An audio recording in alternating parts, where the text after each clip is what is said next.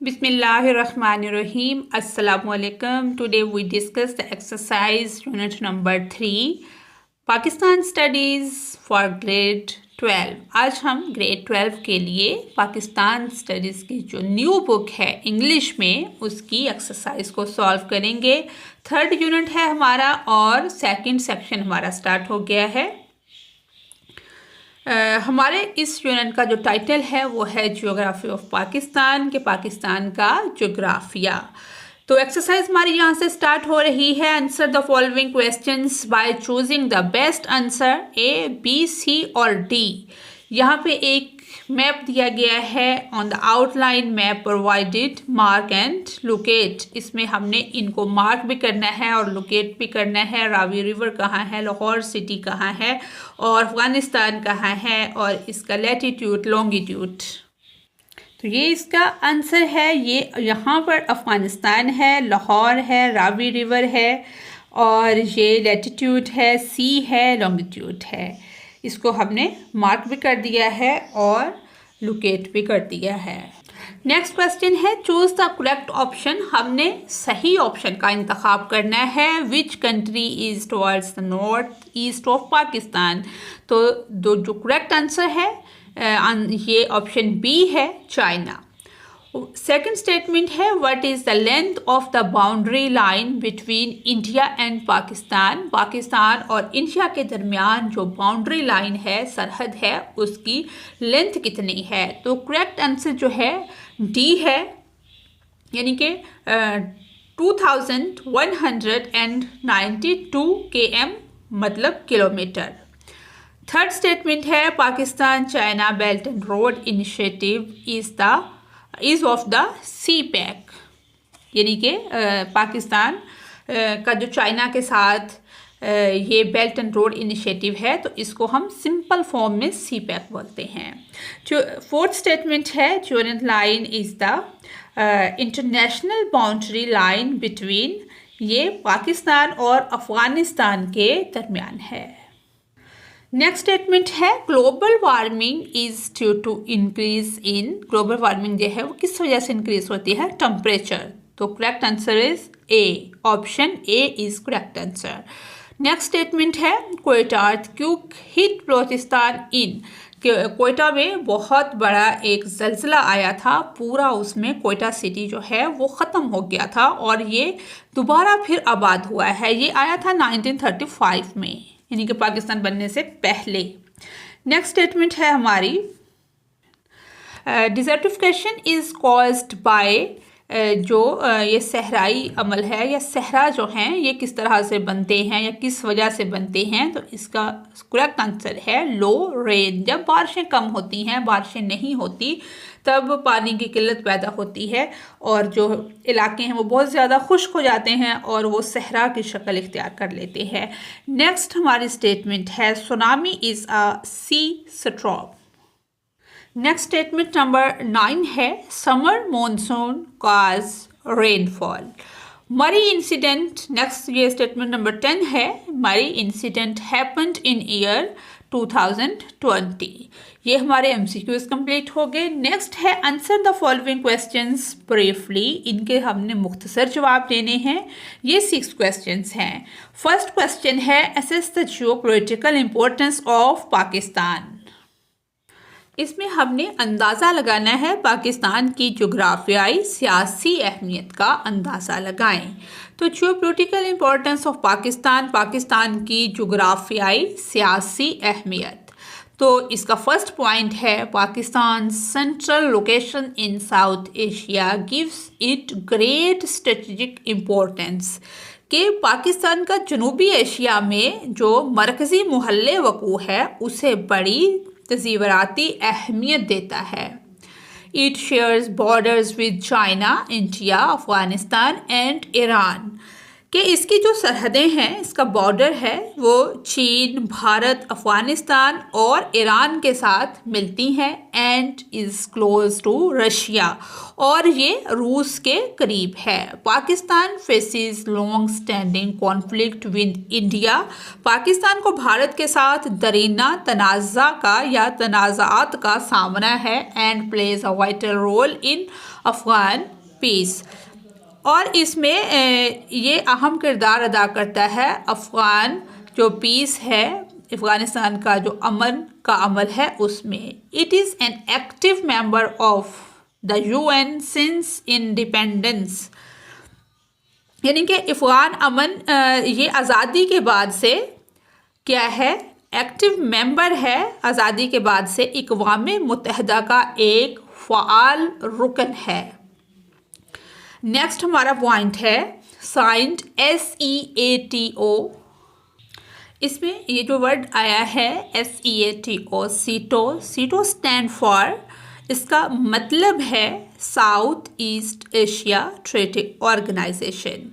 ये एस्टेब्लिश्ड हुआ था 1954 में, और इसका जो हेड क्वार्टर है वो थाईलैंड बैंकॉक में है, और इसके जो मेंबर कंट्रीज़ हैं USA, UK, France, Australia, New Zealand, Pakistan, Thailand and Philippine, ये इसके एक्टिव मेंबर हैं। For defence cooperation with the US, यानी कि अमेरिका के साथ दिफाई ताउन के लिए सीटों पर दस्तखत किए गए, इसको साइन किया गया।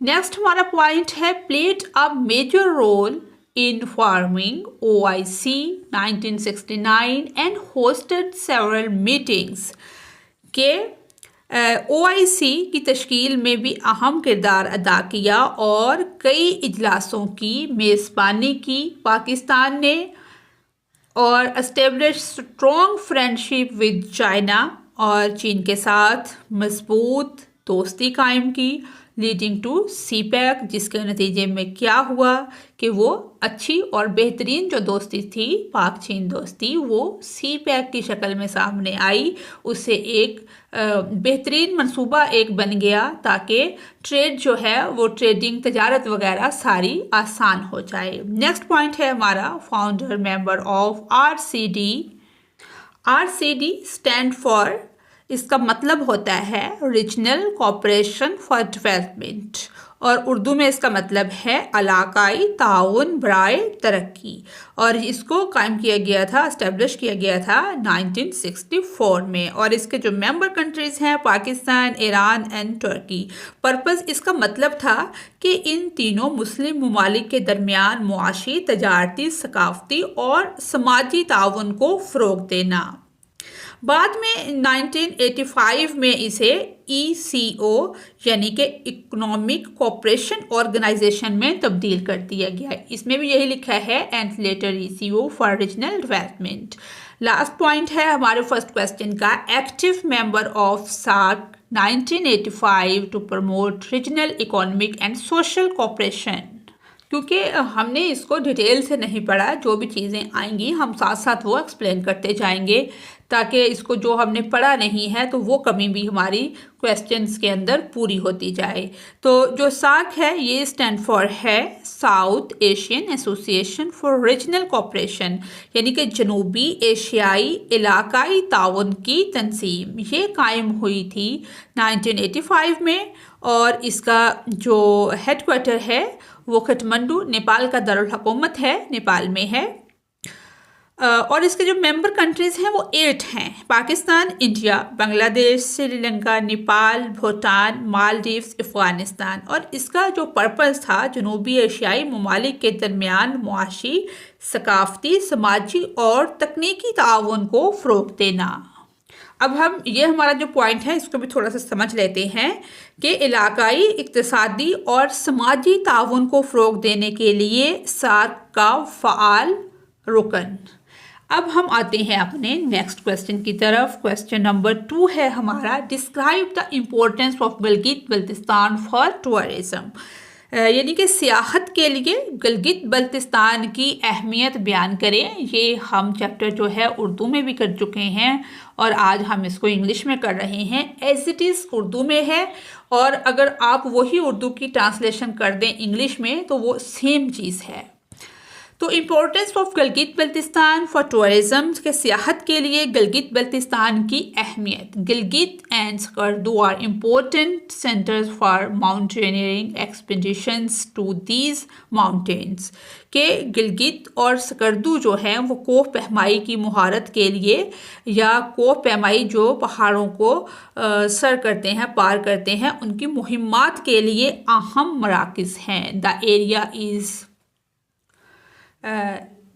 इज़ रिनाउंड, ये एरिया जो मशहूर है for its scenic beauty and is a major attraction for both national and international tourist.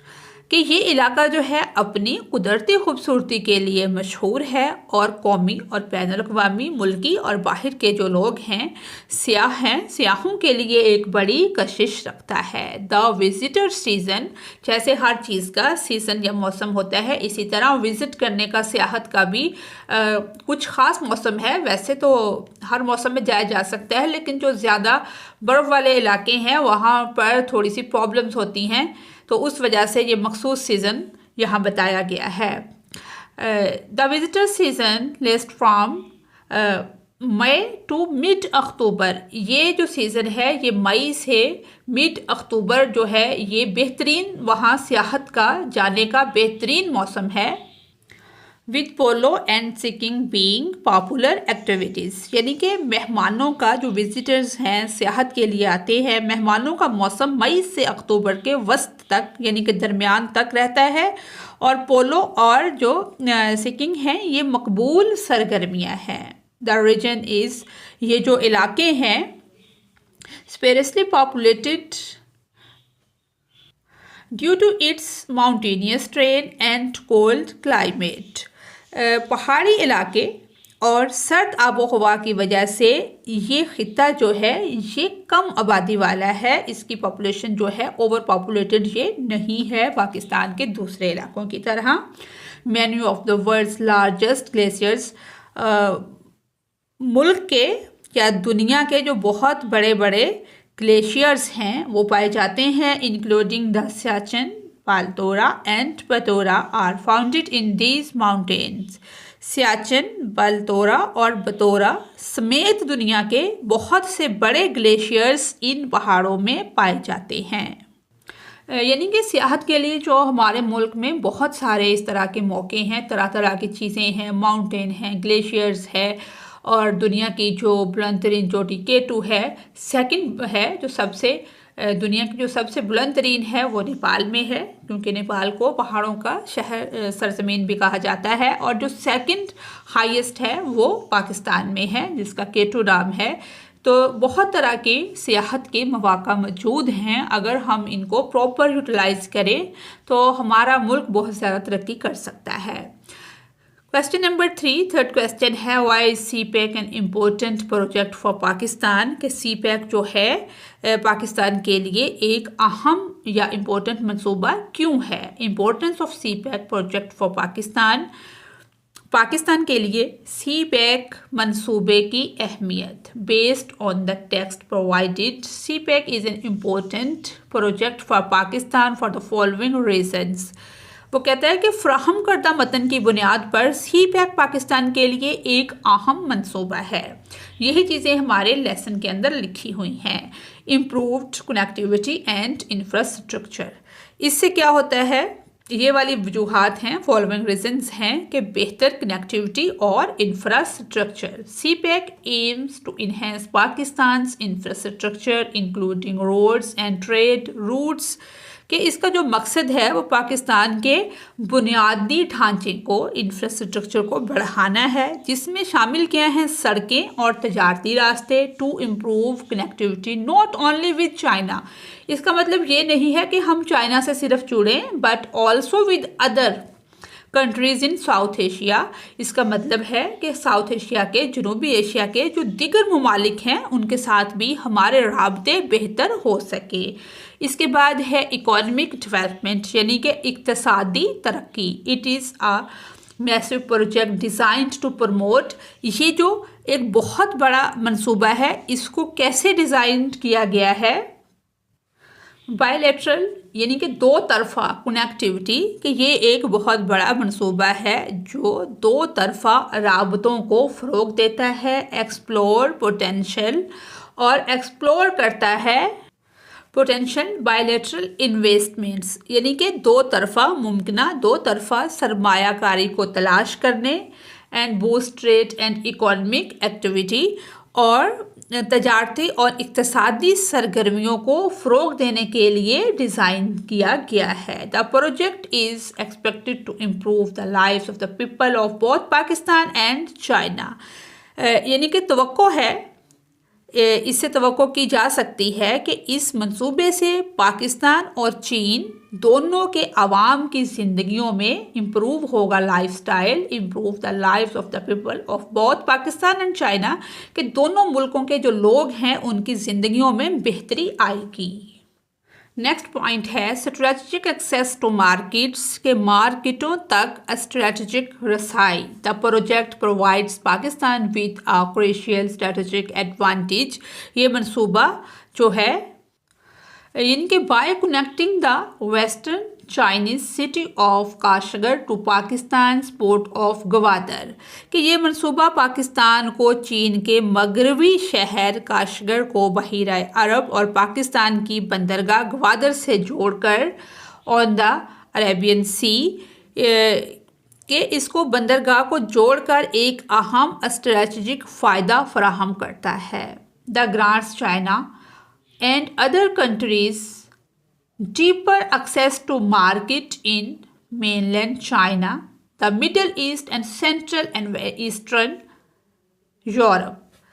फ़ायदा इसका ये है कि ये चीन और दीगर ममालिक में लैंड चीन मशरक़ी जो वस्ता है और वस्ती और मशरक़ी यूरोप की मंडियों तक डीपर, यानी कि गहरी रसाई फराहम करता है। नेक्स्ट पॉइंट है alignment with belt and road initiatives, के बेल्ट एंड रोड इनिशिएटिव के साथ सफबंदी। जो सी पैक है, सी पैक इज़ अ की component of China's borders belt and road initiative which further, के चीन के वसीतर बेल्ट एंड रोड इनिशिएटिव का एक कलीदी जुज़्व है, विच फर्दर सोलिडिफाइज, यानी कि इसका मतलब है कि पाकिस्तान रोल, के ये पाकिस्तान के रोल को, किरदार को मज़ीद मुस्तहकम करता है in the massive global infrastructure and trade network, यानी कि जो इस बड़े आलमी इंफ्रास्ट्रक्चर और तजारती नेटवर्क में पाकिस्तान के किरदार को मज़ीद मुस्तहकम करता है।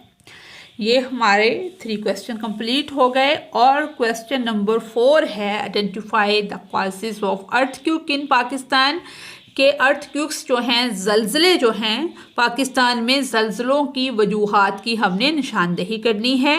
तो इसका आंसर है causes of earthquakes in Pakistan, Pakistan में ज़लज़लों की वजूहात। The causes of earthquakes in Pakistan are primarily tectonic, के पाकिस्तान में ज़लज़लों की वजूहात बुनियादी तौर पर टेक्टोनिक हैं। पाकिस्तान इज़ लोकेटेड, पाकिस्तान वाक़या है at the intersection of 3 tectonic plates, Indian, Eurasian and Arabian, कि पाकिस्तान जो है वो टेक्टोनिक प्लेटों के संगम पर वाक़या है। इसमें हिंदुस्तानी, यूरेशियन और अरबी शामिल है। मूवमेंट एंड, यानी कि ये सेकंड पॉइंट है,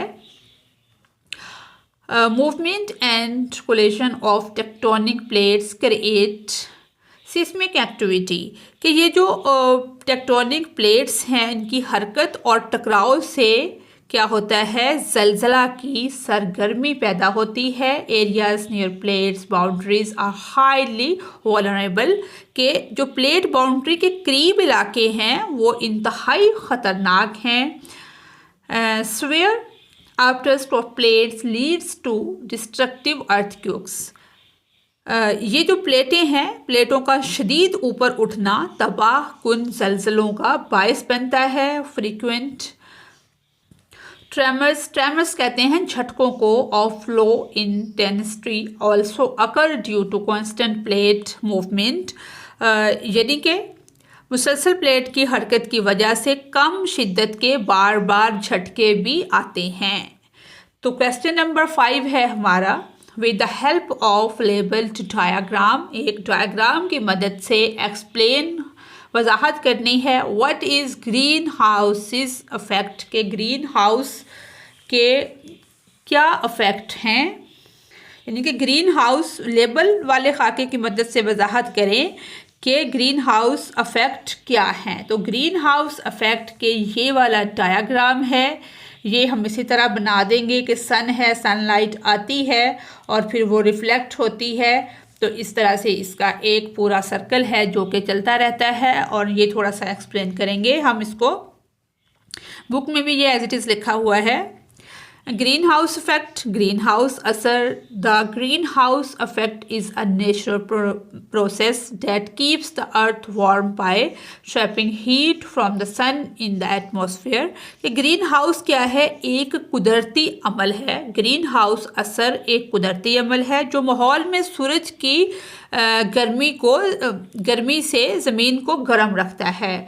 it's caused by green house gases, ये ग्रीन हाउस गैसों की वजह से होता है, सच एज कार्बन डाइऑक्साइड, जिसके अंदर कार्बन डाइऑक्साइड शामिल है, मेथीन है और नाइट्रस ऑक्साइड, और इसमें नाइट्रस ऑक्साइड है, ozone and some artificial chemicals, और इसमें ओजोन और कुछ मसनूई केमिकल भी होते हैं। Observing and re emitting infrared radiation from the sun, इससे होता क्या है कि सूरज से इंफ्रारेड शुआओं को जज़ब करता है और वो दोबारा जो है इसको खारिज करते हैं। Infrared radiation from the sun, the earth's average temperature would be around, जो अर्थ का एवरेज टेम्परेचर है वो 20 डिग्री, वो 20 डिग्री तक। स्लेसिस if there was no green house effect, कि अगर कोई ग्रीन हाउस असर ना होता तो ज़मीन का औसत जो दर्जा हरारत है वो 20 डिग्री सेल्सियस के आसपास होता। जी, ये हमारा था ग्रीन हाउस इफेक्ट। अब हम क्वेश्चन नंबर 6 को सॉल्व करते हैं। 6 क्वेश्चन है, state the main causes of flood in Pakistan, के पाकिस्तान में जो फ्लड्स हैं, सैलाब हैं, उनकी बुनियादी वजूहात क्या हैं। तो इसका आंसर है मेन काजेज़ ऑफ फ्लड्स इन पाकिस्तान, पाकिस्तान में सैलाब की बुनियादी वजूहात। फर्स्ट पॉइंट है, पहला नंबर है, छोटी छोटी हेडिंग भी आप बना सकते हैं और इस तरह से पॉइंट्स में भी लिख सकते हैं। First point, heavy monsoon rains in summer and western depressions in winter. वो कहता है कि मौसम गर्मा में मानसून की शदीद बारिशें और मौसम सरमा में मगरबी डिप्रेशंस।